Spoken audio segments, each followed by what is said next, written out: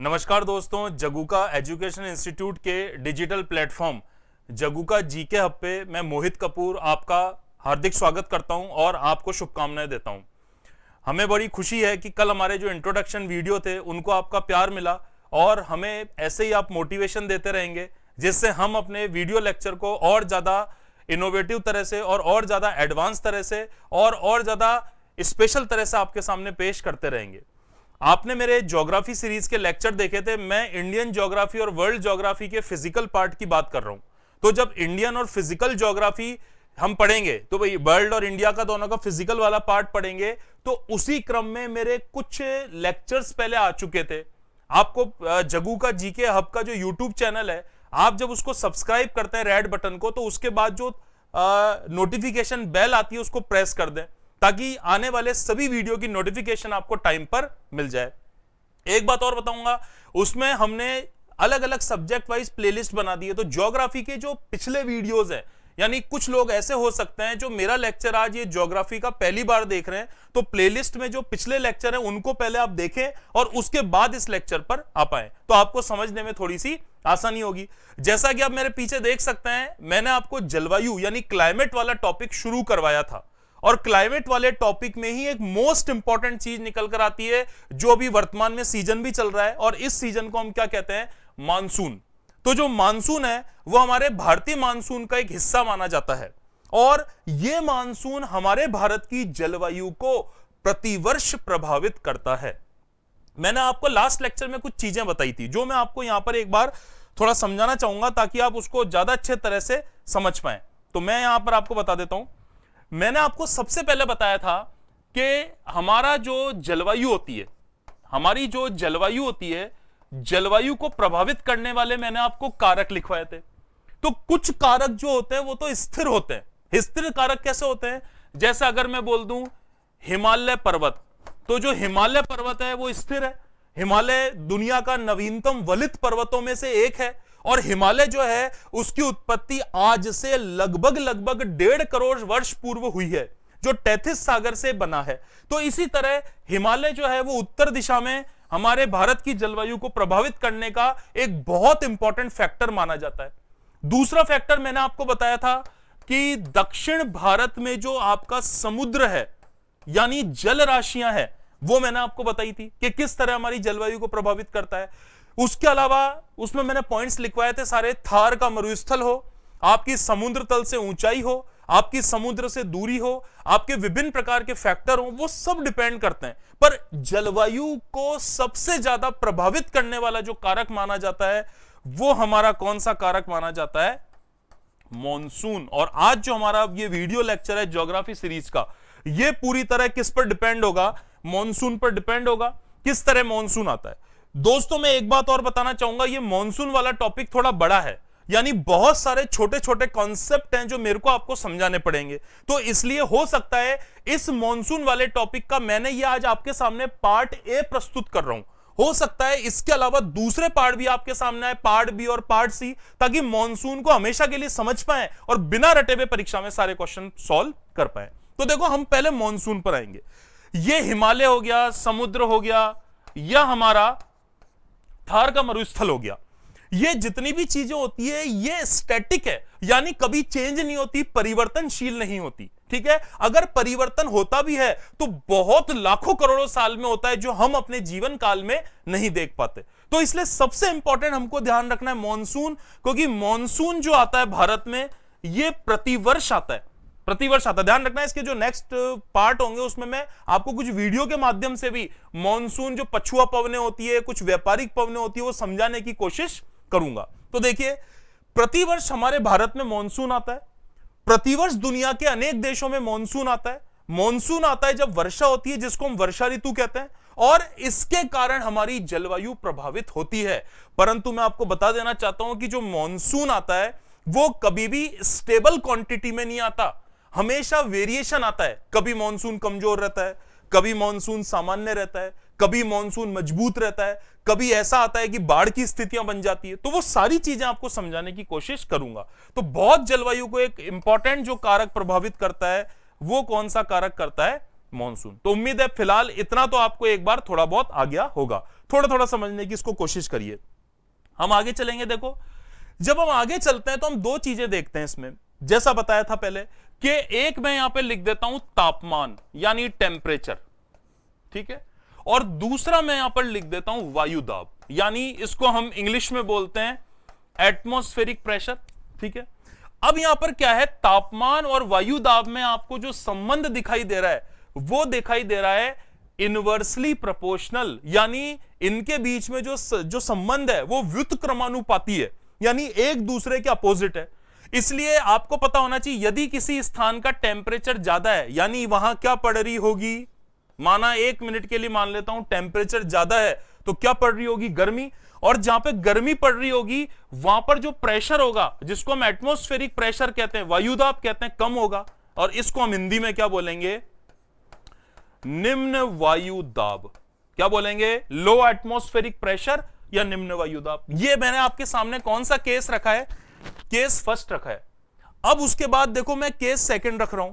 Case second क्या है, कहीं का तापमान कम है तो वहां इसके कंपैरिजन में क्या पड़ रही है, सर्दियां पड़ रही है।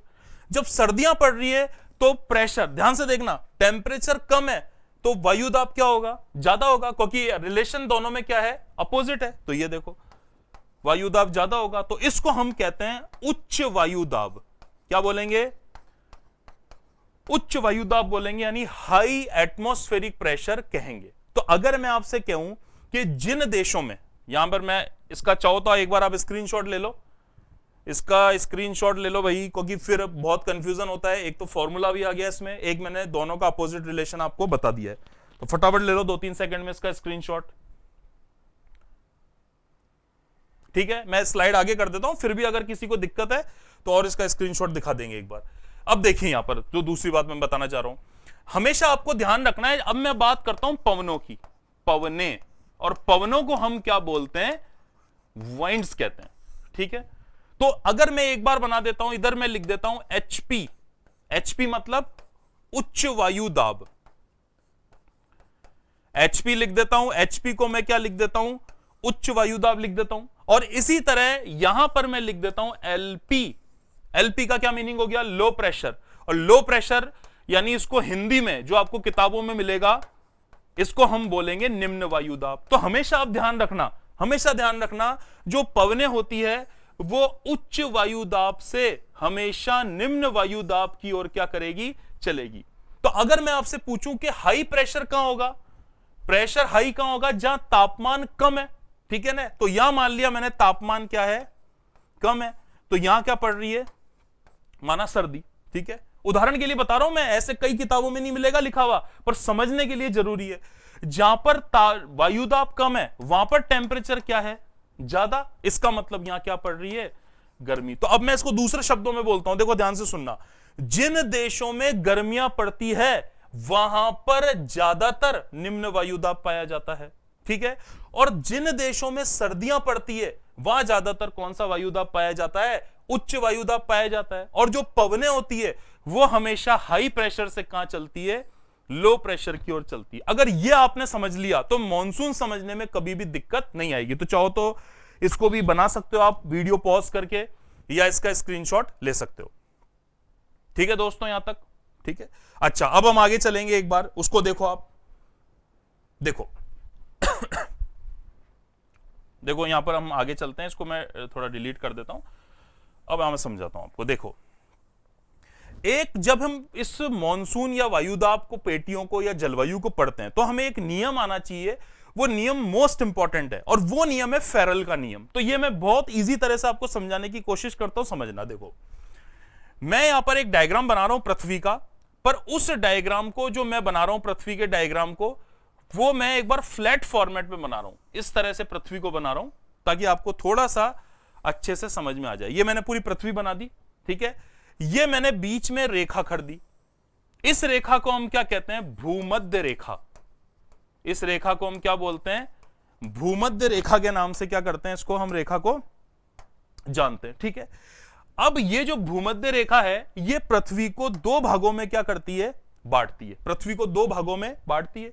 ऊपर वाला जो हिस्सा है इसको हम कहते हैं उत्तरी गोलार्ध, ऊपर वाला जो हिस्सा है हम उसको क्या कहते हैं, उत्तरी गोलार्ध कहते हैं, और नीचे वाले हिस्से को हम क्या कहते हैं, दक्षिणी गोलार्ध कहते हैं। तो उत्तरी गोलार्ध और कौन सा गोलार्ध हो गया, दक्षिणी गोलार्ध हो गया। ठीक है, अब इसको समझने के लिए दो चीजें आपको इसमें क्या रखनी है, ध्यान रखनी है। पहली चीज याद रखनी है कि उत्तरी गोलार्ध में जो पवनों की दिशा होगी वो क्लॉकवाइज होगी। क्लॉकवाइज ये बना देता हूं, देखो ये देखो, ये जो दिशा है ये कैसी है, क्लॉकवाइज है। क्लॉकवाइज यानी घड़ी की सुई कैसे घूमती है, आपने घड़ी देखी हो घर में, तो घड़ी की सुई कैसे घूमती है, इस तरह घूमती है। तो ये आपकी जो दिशा हो गई ये कैसी हो गई, ये क्लॉकवाइज हो गई। ठीक है, ये कौन सा गोलार्ध है, दक्षिणी गोलार्ध है। तो दक्षिणी गोलार्ध में जो पवनों की दिशा होती है वो कैसी होती है, एंटी क्लॉकवाइज, यानी घड़ी की सुई की घूमने की विपरीत दिशा में होती है। इसको हम कह सकते हैं, देखो ध्यान से सुनना, ये तो कैसी हो गई, क्लॉकवाइज, और ये कैसी हो गई, एंटी क्लॉकवाइज। ठीक है, अच्छा अब आपसे कोई परीक्षा में प्रश्न पूछे कि पवनों की सामान्य दिशा क्या होती है, तो देखो ये घूम के, ध्यान से देखना, ये घूम के कैसे जा रही है, इधर जा रही है, ये घूम के कैसे जा रही है, इधर जा रही है। मैं मानता हूं सूर्य यहां से उग रहा है, ये मैं मान लेता हूं पूर्व दिशा है, तो पवनों की सामान्य दिशा देखो, इसको सीधा बनाओ, ये घूमा, घूम के ये देखो सीधा, ये घूमा सीधा, तो पवनों की दिशा कहां से हो गई, पूर्व से कहां हो गई, ये पश्चिम हो गई। तो आपको पहले ये दो बातें अच्छे से क्या रखनी है, ध्यान रखनी है कि उत्तरी गोलार्ध में क्लॉकवाइज और दक्षिणी गोलार्ध में कैसा होगा, एंटी क्लॉकवाइज होगा। अब एक हुआ कैसे, क्योंकि कोई चीज रटनी नहीं है, रटनी नहीं है, जब तक रट के जाओगे तब कोई परीक्षा नहीं निकलेगी, इसलिए हमेशा हर चीज को क्या करना है, आपको समझना है। तो आपने देखा होगा कि पृथ्वी अपने अक्ष पे घूमती है, पृथ्वी स्टेबल नहीं है, लगातार पृथ्वी जो है वो अपने अक्ष पर क्या कर रही है, घूम रही है। जब पृथ्वी अपने अक्ष पर घूम रही है तो एक बल काम करता है, और उस बल के बारे में सबसे पहले बताने वाले एक वैज्ञानिक थे, इन वैज्ञानिक का नाम था कॉरियोलिस।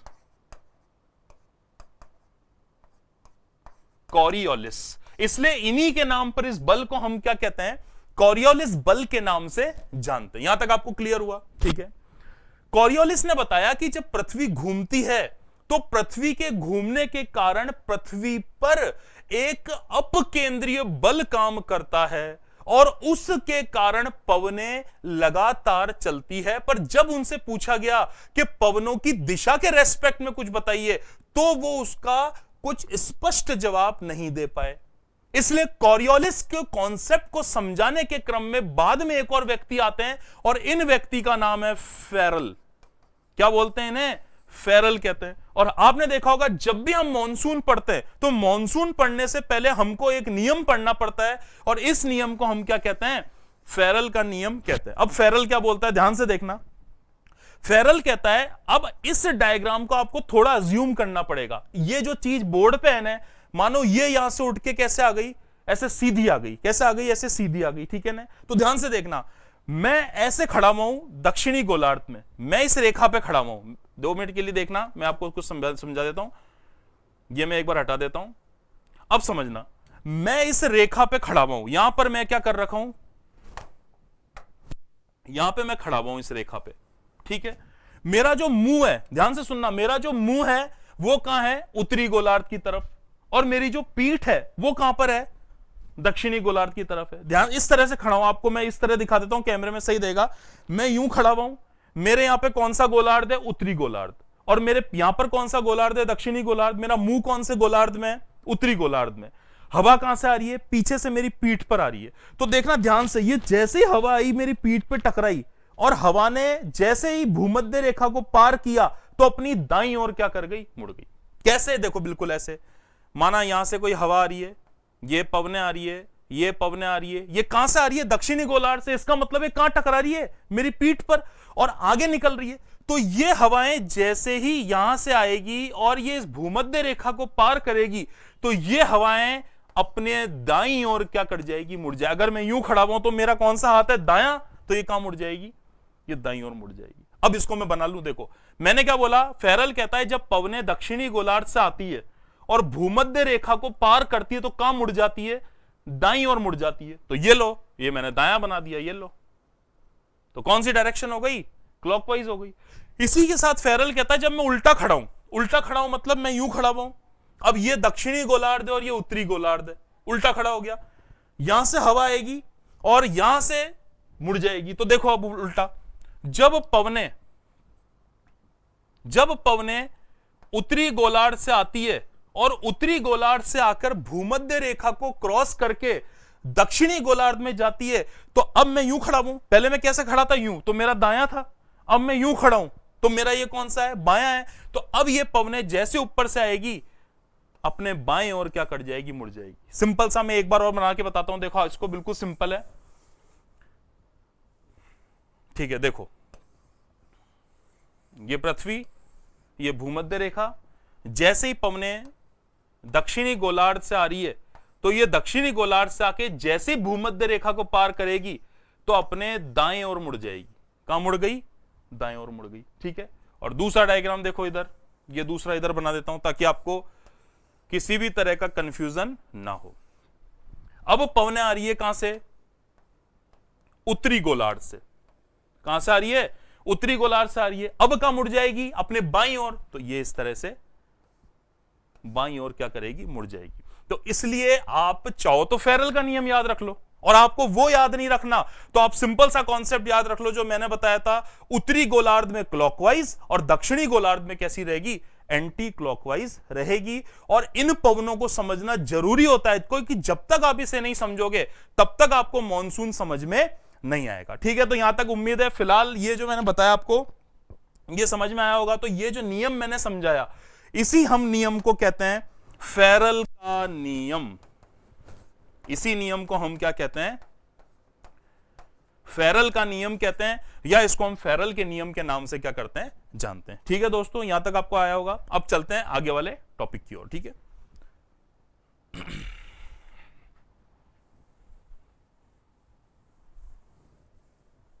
अब देखो, आपने देखा होगा जैसे अगर मैंने ये भारत का इस तरह से एक सांकेतिक डायग्राम बना दिया, एक्चुअल तो बिल्कुल नहीं है पर हां एक तरह से कोशिश करते हैं कि सांकेतिक इस तरह से क्या बना देते हैं, हम डायग्राम बना देते हैं, ठीक है, ठीक है। अब देखो, आपने देखा होगा कि पूरे भारत में ये तो आपका यहां पर कौन सा पर्वत हो गया, हिमालय पर्वत हो गया। उत्तर दिशा में कौन सा पर्वत है, हिमालय पर्वत है, ठीक है। अच्छा, दूसरा ये वाला आपका यहां राजस्थान, पंजाब, हरियाणा और गुजरात में थोड़ा सा कौन सा मरुस्थल फैला हुआ है, थार का मरुस्थल फैला हुआ है। फिर यहां पर आते हैं तो दक्षिण भारत में समुद्री भाग है, और समुद्री भाग में भी जाएंगे तो यहां कौन सा सागर हो गया आपका, अरब सागर। कौन सा सागर है, अरब सागर। यहां पर आएंगे तो यहां पर आपकी कौन सी खाड़ी हो गई, बंगाल की खाड़ी। ये आपकी दूसरी हो गई बंगाल की खाड़ी। और ये दोनों ही किसके पार्ट माने जाते हैं, तो इंडियन ओशियन, हिंद महासागर, ये दोनों ही किसके भाग माने जाते हैं, हिंद महासागर के भाग माने जाते हैं। अब आपने जैसे जैसे देखा होगा, जैसे जैसे यहां से भाई जैसे जैसे हम इस चीज को करेंगे तो मॉनसून कैसे कैसे भारत में क्या करता है, प्रवेश करता है। तो मॉनसून के 3-4 टाइप है। कितने टाइप है मॉनसून के, 3-4 टाइप है, और वो 3-4 को हम समझाने की क्या करेंगे, आपको कोशिश करेंगे, ठीक है। तो एक बात मैं आपको देखो बता दूं, इसी डायग्राम को मैं छोटे फॉर्मेट में बना रहा हूं। देखो ये मैंने यहां पर ये सांकेतिक रूप से ये मैप इस तरह से क्या कर दिया, बना दिया। ये मैंने यहां से कौन सी रेखा बना दी, भूमध्य रेखा, क्योंकि भूमध्य रेखा भारत में से नहीं गुजरती। भारत में से यहां से कौन सी रेखा गुजरती है, जो मुख्य अक्षांश रेखा मानी जाती है, कर्क रेखा। तो भारत में से गुजरने वाली जो मुख्य अक्षांश रेखा है उसको हम क्या कहते हैं, कर्क रेखा कहते हैं। ये भूमध्य रेखा है। यहां पर आपका पता है यहां पर कौन सा देश है, इंडोनेशिया। ये इंडोनेशिया ये हो गए। अच्छा, आगे चलेंगे तो ये यहां पर आगे जाके कौन सा महाद्वीप हो गया, ये ऑस्ट्रेलिया हो गया।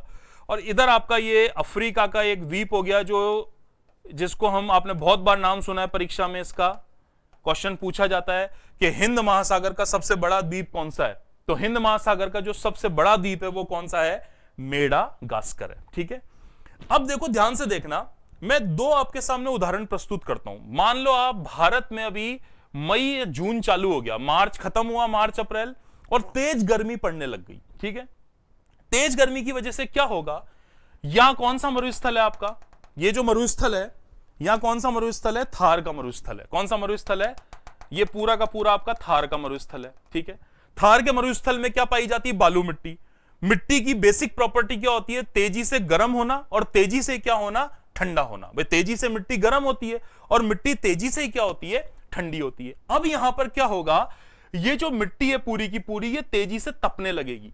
जब ये तपने लगेगी तो आप बिल्कुल, बच्चा भी बता देगा कि टेम्परेचर बढ़ेगा या घटेगा। तो टेम्परेचर, जब गर्मी बढ़ेगी तो टेम्परेचर क्या होगा, बढ़ेगा। देखो बिल्कुल शॉर्ट में लिख दिया, टेम्परेचर क्या होगा, बढ़ेगा। ठीक है, जब टेम्परेचर बढ़ेगा तो जो वायु दाब होगा, एटमॉस्फेरिक प्रेशर होगा, वो कम होगा। इसलिए मैं यहां पे क्या लिख सकता हूं, भारत में राजस्थान वाले क्षेत्र के आसपास क्या बनेगा, एलपी, तापमान ज्यादा, प्रेशर कम, लो प्रेशर। ठीक है, अच्छा, क्या आप ये बता सकते हो कि मई के महीने में ये वाले मध्य भारत में तो गर्मी पड़ रही है, परंतु उत्तर भारत में गर्मी नहीं पड़ रही अभी। ठीक है, इतनी।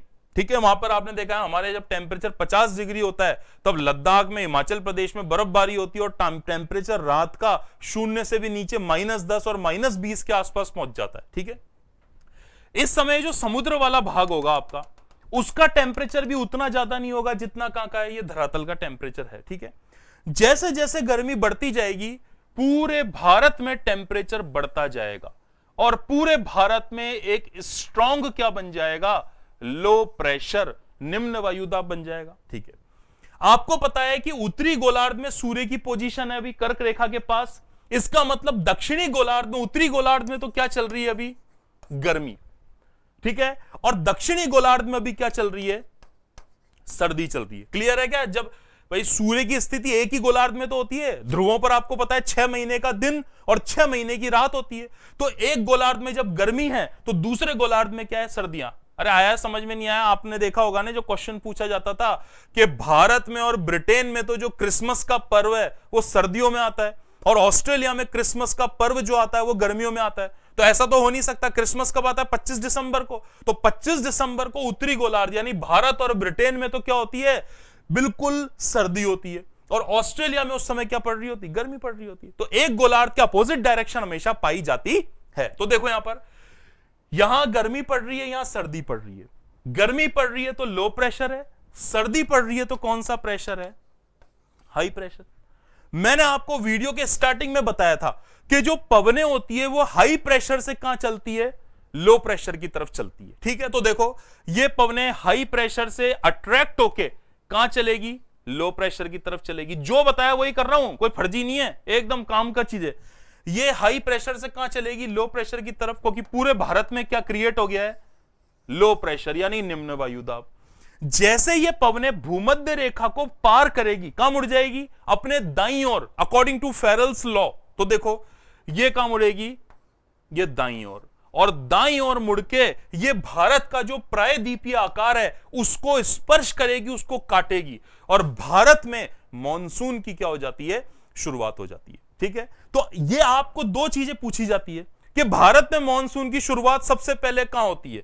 तो देखो अगर भारत की मुख्य भूमि की बात करेंगे तो यहां पर एक भारत का छोटा सा राज्य है जो भी चर्चा में रहता है, आपका पद्मनाभन मंदिर को लेकर भी रहता है, साक्षरता को लेकर भी चर्चित रहता है।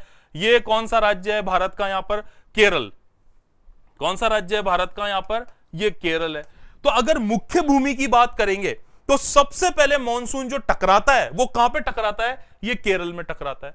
पर अगर आपको ऑप्शन में केरल नहीं आए, ओवरऑल बात हो रही है तो ध्यान से सुनना, यहां पर भारत का एक द्वीप समूह है। ये कौन से द्वीप समूह है, अंडमान एंड निकोबार द्वीप समूह। तो सबसे पहले मॉनसून यहां से जो ब्रांच जाती है केरल के नीचे से होते हुए ये सीधे अंडमान निकोबार जाती है। केरल में मॉनसून आने की जो डेट है वो है जून फर्स्ट वीक, यानी 1 से 7 जून के बीच में, जबकि इससे भी एक हफ्ते पहले यानी मई लास्ट वीक में मॉनसून आपका कहां पर टकरा जाता है, अंडमान एंड निकोबार द्वीप समूह। तो आपको ध्यान रखना है, जब अंडमान निकोबार आया तो वो करना है, मुख्य भूमि की बात हो रही है तो सबसे पहले मॉनसून कहां पर आता है, केरल में आता है। तो अभी मैंने इसको स्टार्ट नहीं किया, अभी केवल आपको कोशिश की है इसको समझाने की, ताकि आपको थोड़ा थोड़ा चीजें क्या आ जाए, समझ में आ जाए और आप उसको ज्यादा अच्छे से कर पाओ। कल मैं इसका दूसरा पार्ट लूंगा जिसका नाम है मॉनसून का पार्ट बी, और उसमें मैं आपको प्रॉपर भारत का मैप बताऊंगा, सर्दियों वाला मॉनसून, प्रॉपर मानसून, महावट क्या होती है, अल नीनो क्या होता है, वो सारे इफेक्ट के साथ आपके सामने हम प्रस्तुत होंगे। तो दोस्तों आपको वीडियो पसंद आए तो लाइक, कमेंट और शेयर करें, नोटिफिकेशन बेल को प्रेस कर दें ताकि सारे वीडियो की नोटिफिकेशन मिल जाए। और हमने जिस तरह से आपके सामने वीडियो लाए हैं वही लाते रहेंगे। मंडे से पूरी की पूरी हमारी कोशिश है कि आपके सामने लाइव क्लास लेकर आएंगे, ताकि उसमें आप कमेंट कर सके, हम तुरंत उसका क्या दे पाए, आंसर दे पाए। तो दोस्तों अभी मैं आपको से विदा लूंगा। आपका बहुत बहुत धन्यवाद और आपको बहुत बहुत शुभकामनाएं। नमस्कार।